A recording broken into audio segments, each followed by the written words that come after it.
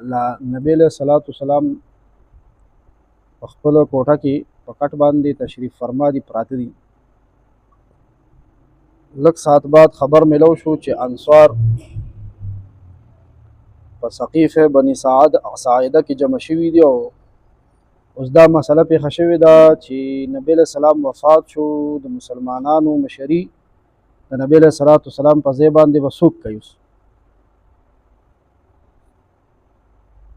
مهاجرینو ابو بکر صدیق رضی الله عنه ته وویل چې تاسو هم دغه سقیفې ته تشریف یوسئ، موږ هم تاسو سره یو. ابو بکر او عمر رضی الله عنهما مهاجرینو صحابه کرامو سره دغه سقیفه ته تشریف یوړو او د هغې لب لباب او خلاصه دا چې هلته کې د نبی علیه صلوات وسلام د خلیفه جوړېدو، د جانشین جوړېدو چې کومه مسله وه د ټولو بیا اتفاق په ابو بکر صدیق رضی الله عنه باندې رالو او ابو بکر صدیق رضی الله عنه بلا فصل خلیفه جوړ شو د نبی علیه السلام. نبی علیه صلوات وسلام د هغوی جسد اطهر مبارک وجود، پاک وجود مبارک لا پروت دی، لا غسل کفن جنازه او دفن نه دي شوي چې ابو بکر صدیق رضی الله عنه خلیفه جوړ کړلی شو. دا دومره اهمه مسله د خلافت او بلا فصل. دا مطلب چې نبی علیہ السلام پسې فوري طور باندې بغیر د فاصلې نه ابو بکر رضی الله عنه خلیفه اول دی. صحابه کرامو جوړ بیعت ورسره په لاس ټولو اتفاق سره. د ابو بکر صدیق رضی الله عنه د بیعت نه فارغېدو نه بعد خلق تجهیز تکفین کې مشغوله شو. د غسل اراده چې کله وشوه نو دا سوال پیدا شو چې کپړې مبارکې ترې لرې کړلی شي که نه. نو لا د چا ذهن کار نه کولو، لا دا خبره د دې تصفیه لا نه وه شوې چې او یا نه، صرف دا سوال پیدا شو چې د نبی علیہ السلام د پاک وجود مبارک نه دا کپړې عام مړي نه هو د غسل لپاره څه کېږي، لرې کېږي. دا هم زده کړو انشاءالله. دا مړی سنبالول نه، مړی لمبول، ځکه دا د هر چا په سر دي، دا به خپله هر سړی کوي که نه، بل څوک چاله نه شي کولی. نو دا زده کول پکار دي، بچو ته هم ښودل پکار دي، ځکه خپله هم مرګ لرو او د رشته دارانو مرګ هم لرو چې خپله هم راځي او بل ته یې مخاوي چې دا د غسل طریقه ده. خیر او صادر به پې د نوم نه تر ګوډې پورې اچولی. خو دا خو د نبي علیه السلام مسله ده. اوس دا وایو که نه، وی اچانک په ټولو باندې بېهوشي غونته راله. څومره صحابه چې دلته موجود وو که نه، د دې سوال پیدا کېدو سره یو غنودګي، یو داسې بېهوشي غونته د خوب جوټه غونته راله. غیبي طور باندې دا آواز واورېدلی شو چې د الله رسول بې جامو نه کوي، هم د کپړو سره غسل ورکوي. دا غیبي آواز وشو. الله دې زموږ او ستاسو د ټولو شرم پرده وساتي. د پیغمبر حفاظت کوونکی الله پاک په ژوندم پس مرګیم کپړې لرې نه کوي، سره د کپړو غسل ورکوي. لہذا نبی علیہ الصلوۃ والسلام له جامو مبارکو کې غسل ورکړلی شو، وینځلی شو.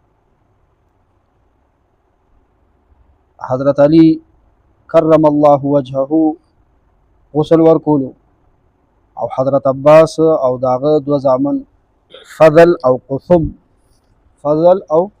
قثم دی با نبی علیہ الصلوۃ والسلام اړخ په اړخ باندې اړولو.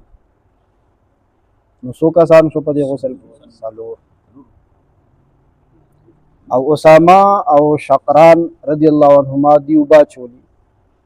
نو څلور او دوه شپږ شو. زمونږ څو کسان دا مه کوئ ښه، داسې صحیح ده.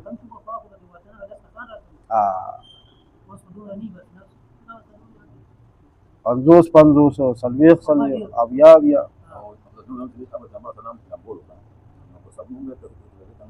دا اوس وایي که نه. حضرت علی رضی الله عنه غسل ورکولو، د حضرت عباس رضی الله عنه دوه زامنو فضل او قسم دی به څه کولو؟ اړخ به یې اړولو. او دا دوه صحابه دي اسامه او شقران رضی الله عنهما دیو باچول. دا د پیغمبر په حق لا یو ډېر اهم معلوماتي خبره ده کنه. دې خبرو لا په خپلو بیټکونو کې ځای ورکړي. دې خبرو لا سوال واچوي په مرګرو. زمون خوږ نبی صلی الله علیه وسلم له غسل چا ورکړی ووایي؟ نو جواب علي صاحب. اړولو راړولو چا؟ د عباس رضی الله عنه دوه زامنو، د یو فضل نومو فضل او د بل قثم. قثم قاف غټ قاف او سی او میم قثم. قثم او بچا چولې اسامه او شقران. شقران شین غټ قاف ری الف نون شقران. دا صحابه کرام.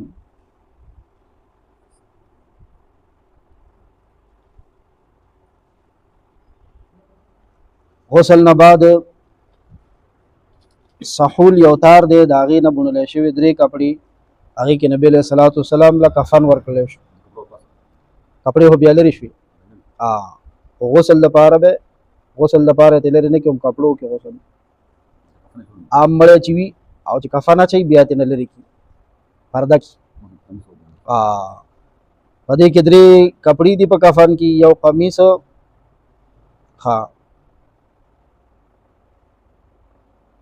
دې کې د نبی علیه الصلاة والسلام په کفن کې وي پټکی نه و، پټکی پکې پټکی نه دی ورته په سر کړی